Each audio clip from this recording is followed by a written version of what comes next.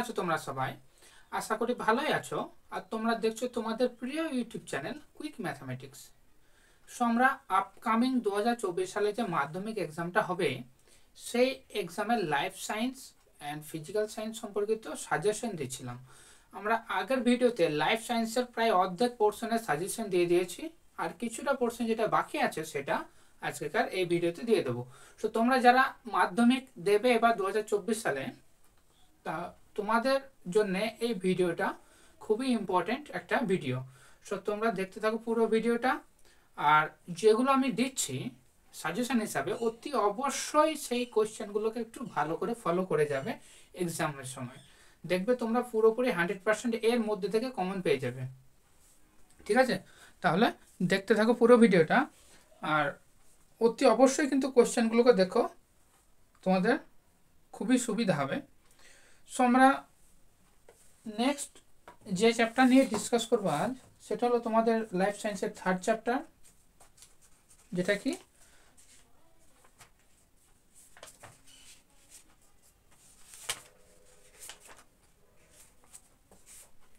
আজকে আমরা ডিসকাস করব তোমাদের লাইফ সায়েন্সের থার্ড চ্যাপ্টার বংশগতি ও সাধারণ জিনগত রোগ। এই যে চ্যাপ্টারটা আছে থার্ড চ্যাপ্টার, সেইটা নিয়ে বংশগতি ও সাধারণ জিনগত রোগ। এই চ্যাপ্টার থেকে তোমরা কোন কোন টপিকগুলোকে পড়বে, কোন কোন জায়গাগুলোকে পড়বে, যেগুলো এক্সামে আসবে। প্রথম আমি যে কোশ্চেনটা বলছি 2 নম্বরের কোশ্চেন, সেটা হলো প্রকট, দেখো স্ক্রিনে আসছে, প্রকট ও প্রচ্ছন্ন বৈশিষ্ট্য কি।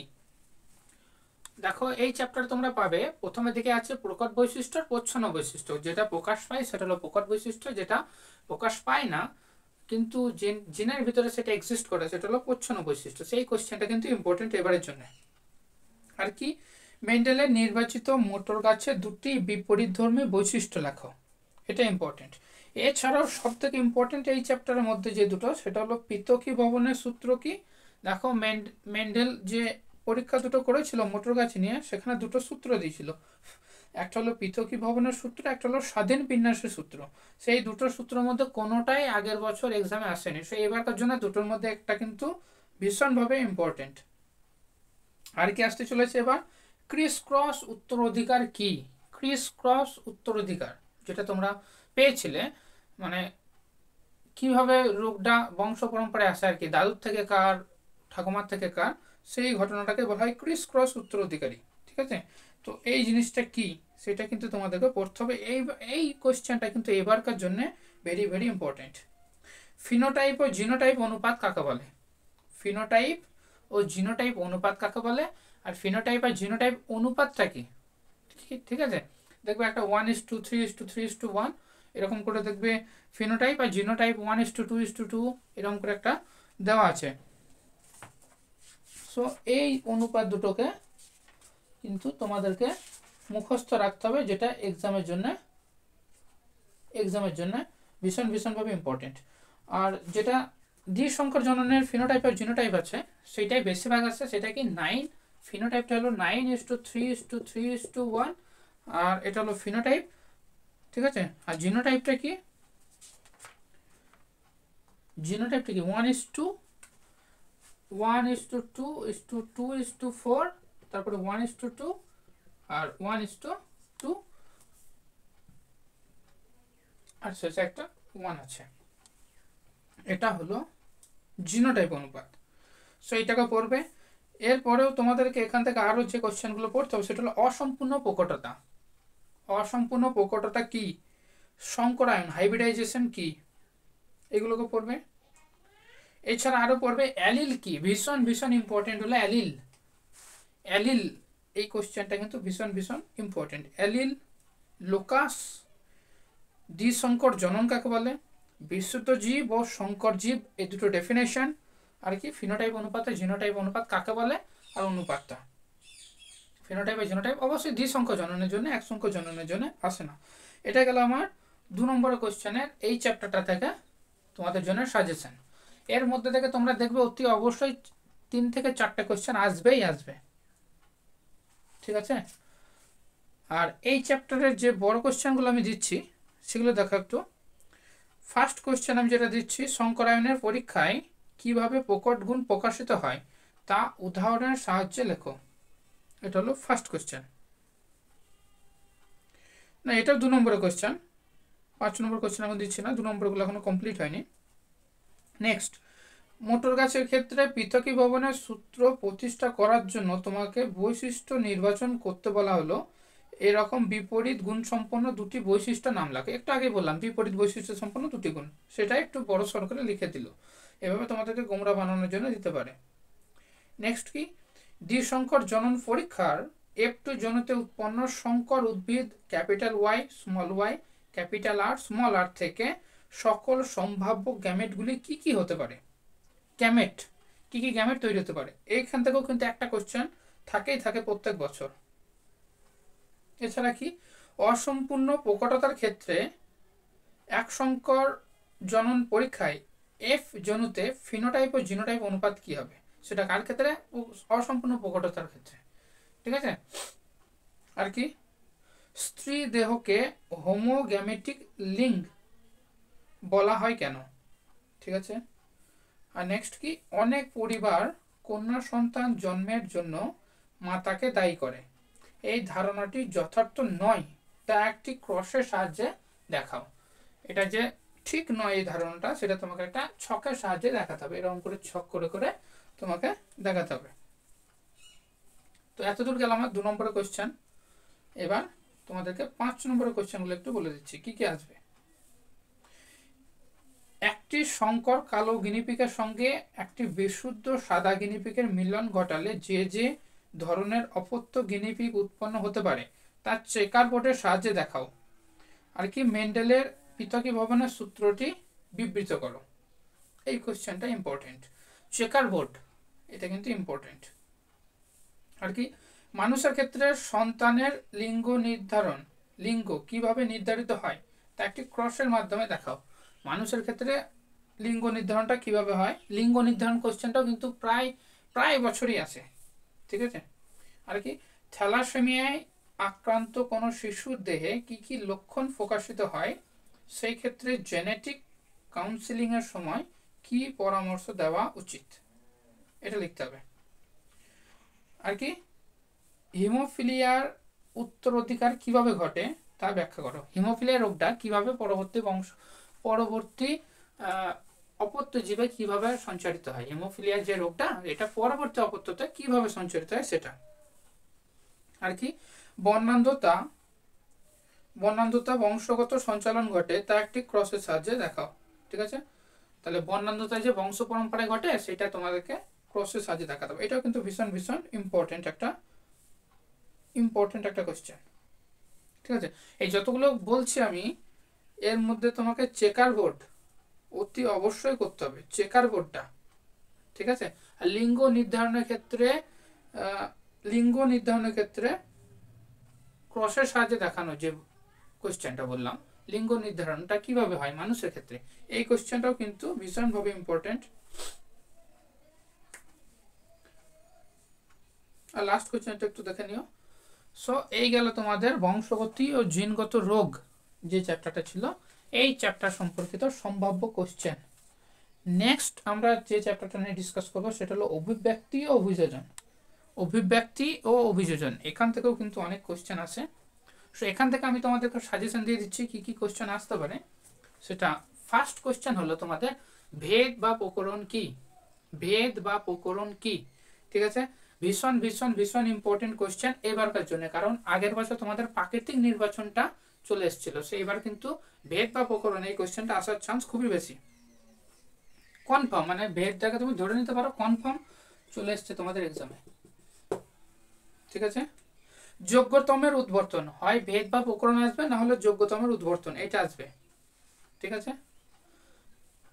আর কি, প্রাকৃতিক নির্বাচন যেটা বলেছিল ডারউইন, এই প্রাকৃতিক নির্বাচনের ত্রুটি কি কি ছিল সেটা এখান থেকে ল্যামার্ক আর ডারউইন থেকে এগুলো পড়ে নেবে। আর কি পড়বে এখান থেকে, জীবাশ্ম কি, সমসমস্ত সমবৃত্তি অঙ্গ উদাহরণ সহ ব্যাখ্যা করো। সমসমস্ত সমবৃত্তি অঙ্গ উদাহরণ সহ ব্যাখ্যা করো, পরীক্ষাতে কিন্তু এটা আসে। ঠিক আছে। নিষ্ক্রিয় অঙ্গ কি, ব্যবহার ও অব্যবহারের সূত্রটি লেখো। এই যে 3টে কোশ্চেন বললাম, এই 3টের মধ্যে ধরে নেবে তোমাদের একটা কিন্তু কনফার্ম আসবে। এছাড়া তোমাদেরকে পড়তে হবে অন্তঃপ্রজাতি ও আন্তঃপ্রজাতির সংগ্রামটা কি? ল্যামার্কের মতের পক্ষে দুটি উদাহরণ আর ল্যামার্কের মতের বিপক্ষে দুটি উদাহরণ, এটাও কিন্তু ইম্পর্টেন্ট। আর ডারউইনের দুটি ত্রুটি লিখো, ঠিক আছে? ডারউইন যে মতবাদ দিয়েছিল তার ত্রুটি, এটা গেল তোমাদের শর্ট কোশ্চেন, যেটা 2 নম্বরের। এখানে আমি 10টা বললাম কোশ্চেন, এই 10টার মধ্যে কিন্তু তোমরা 3টে কনফার্ম কমন পেয়ে যাবে।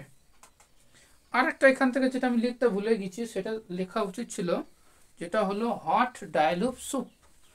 এটাও কিন্তু পরীক্ষায় আসে, এইটা তোমরা একটু লিখে নাও। হট ডায়ালুপ স্যুপ কি?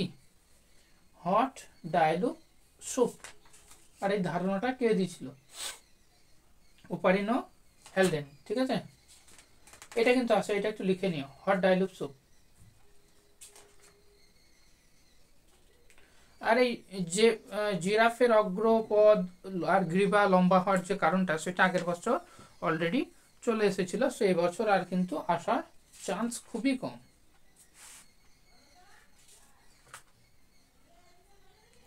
নেক্সট তোমাদেরকে আমি বড় কোশ্চেনগুলো বলে দিচ্ছি, এখান থেকে কি কি আসবে। দেখো, প্রাকৃতিক নির্বাচনটা শর্ট কোশ্চেন আগেরবার এসেছিল 2 নম্বরে, কিন্তু বড় কোশ্চেনে আসতেই পারে। দীর্ঘ কিংবাযুক্ত জিরাফের বিবর্তন সম্পর্কে ডারউইনের ধারণা ব্যক্ত করো, এইটা কিন্তু আগেরবার চলে এসেছিল, সো ফার্স্ট কোশ্চেনটা বাদ দাও, ঠিক আছে? নেক্সট কি পড়বে? অভিযোজন বলতে কি বোঝো? জলজ পরিবেশে অভিযোজিত হলে পটকা কিভাবে রুই মাছকে সাহায্য করে, এটা কিন্তু একটা ইম্পর্টেন্ট কোশ্চেন। বা এখানে যে দুটো পোর্শন এলো, এই দুটো কিন্তু 2 নম্বর করে 2 নম্বরের কোশ্চেনও আসতে পারে তোমাদের, ঠিক আছে? পায়রার দেহে মোট কটি বায়ুতলি থাকে? খেচর অভিযোজনের গুরুত্ব কি? Important question. উট কিভাবে মরুভূমিতে অভিযোজিত হয় উল্লেখ করো। নেক্সট কোশ্চেন, সুন্দরবনের সুন্দরী গাছ কিভাবে অতিরিক্ত লবণাক্ত জলের সমস্যা অতিক্রম করে, ব্যাখ্যা করো। এই যে সুন্দরবনে সুন্দরী যে গাছগুলো হয়, যে পরিবেশে জন্মায়, সেই পরিবেশটা হলো প্রচণ্ড লবণাক্ত পরিবেশ, তো সেখানে ওরা ওই সমস্যাটাকে কিভাবে অতিক্রম করে, ঠিক আছে? ওরা কি ইউজ করে, একটা নতুন শ্বাসমূল পড়ে থাকবে তোমরা, সেই সম্পর্কিত লিখতে হবে তোমাদেরকে। আর কি করতে হবে? ম্যানগ্রোভ উদ্ভিদ বলতে কি বোঝায়? এদের মধ্যে জেরোফাইটের সাদৃশ্য কেন দেখা যায়? এদের মধ্যে জেরোফাইটের সাদৃশ্য কেন দেখা যায়, সেটা তোমাদেরকে ব্যাখ্যা করতে হবে। আর কি? একটি আচরণগত অভিযোজনের উদাহরণ দাও, আর আচরণ কিভাবে বিবর্তনকে প্রভাবিত করে উল্লেখ করো। তাহলে এই গেল তোমাদের 6টা এখানকার থেকে বড় কোশ্চেন। এই 6টার মধ্যে কনফার্ম তোমাদের বড় কোশ্চেনে একটা আসবে, ঠিক আছে? কনফার্ম একটা আসবে। তো এর মধ্যে আমি যেটা বলছি, সব থেকে ইম্পর্টেন্ট কোশ্চেন হলো পায়রার, যেটা বললাম খেচরে অভিযোজনের গুরুত্ব কি, ঠিক আছে? উট কিভাবে মরুভূমিতে অভিযোজিত হয়, আর সুন্দরবনের সুন্দরী গাছ সম্পর্কিত যে কোশ্চেনটা বললাম, সেই কোশ্চেনটা ইম্পর্টেন্ট এখান থেকে। সো তোমাদের এই দুটো চ্যাপ্টার আমি বলে দিলাম। আর লাস্ট যে চ্যাপ্টারটা পড়ে আছে, পরিবেশ আর তার সম্পদ এবং তাদের সংরক্ষণ, এখান থেকে তোমরা বড় কোশ্চেন বলতে পরিবেশ দূষণ যে জায়গাটা আছে, বায়ু দূষণ, জল দূষণ, মাটি দূষণ, এই দূষণগুলোর কারণ ও ফলাফলগুলো একটু পড়বে, কারণ ও ফলাফলগুলো একটু করে পড়ে নেবে, তাহলে হয়ে যাবে, কারণ এগুলো সহজ কোশ্চেন, সবাই পারবে তোমরা, ঠিক আছে? আর কি পড়বে? এটা কোনো বোর্ডে ছবি আসছে না, আমি জাস্ট মুখে বলে দিচ্ছি। আর জীব বৈচিত্র্যতার গুরুত্ব কি? জীব বৈচিত্র্যতার গুরুত্ব কি, এটা একটু পড়ে নেবে, জীব বৈচিত্র্যতার গুরুত্ব। আর জীব বৈচিত্র্য হ্রাসের কারণ, এই 3টে কোশ্চেন। জীব বৈচিত্র্য হ্রাসের কারণ কি, ঠিক আছে?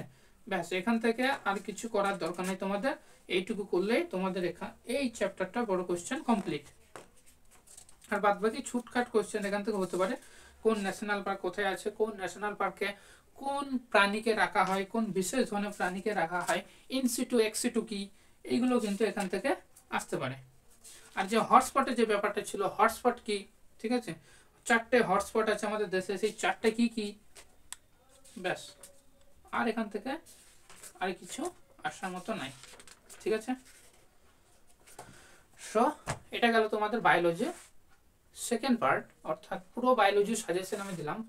প্রথম দিন দিয়েছিলাম প্রথম 2টি চ্যাপ্টার, আজ দিলাম শেষ 3টে চ্যাপ্টারে, ঠিক আছে? আর এখান থেকে আমি দায়িত্ব সহকারে বলতে পারি 2 নম্বরের কোশ্চেন আর 5 নম্বর কোশ্চেন তোমরা এখান থেকে কিন্তু কমপ্লিটলি কমন পেয়ে যাবে। সো যারা ফার্স্ট টাইম দেখছো আমার ভিডিও, অতি অবশ্যই আমার চ্যানেলটাকে সাবস্ক্রাইব করে রাখো। আর যদি তোমাদের ভিডিওটা ভালো লাগে থাকে তাহলে অতি অবশ্যই লাইক করে দিও। দেখা হচ্ছে পরবর্তী ভিডিওতে। আমি তোমাদের জন্য লাস্ট আরেকটা ভিডিও বানিয়ে দেবো, যেটা হলো ফিজিক্যাল সায়েন্সের একটা সাজেশন। ঠিক আছে? আর যারা যারা এই কোশ্চেনগুলোর মধ্যে কোনো একটা বা কোনো কোশ্চেন যদি না পাও তাহলে অতি অবশ্যই কমেন্টে জানিয়ে দিও, আমি তোমাদেরকে দিয়ে দেবো সেই কোশ্চেনের অ্যান্সার। আর এই আজকে যে কোশ্চেনগুলো বললাম এই কোশ্চেনগুলো পিডিএফ আমি তোমাদের ডেসক্রিপশনে দিয়ে দেবো। তো ভিডিও ডেসক্রিপশনে দিয়ে দেবো পিডিএফটা, তোমরা সেখান থেকে গিয়ে গুগল ড্রাইভে খুলে সেখান থেকে ডাউনলোডটা করে নিও।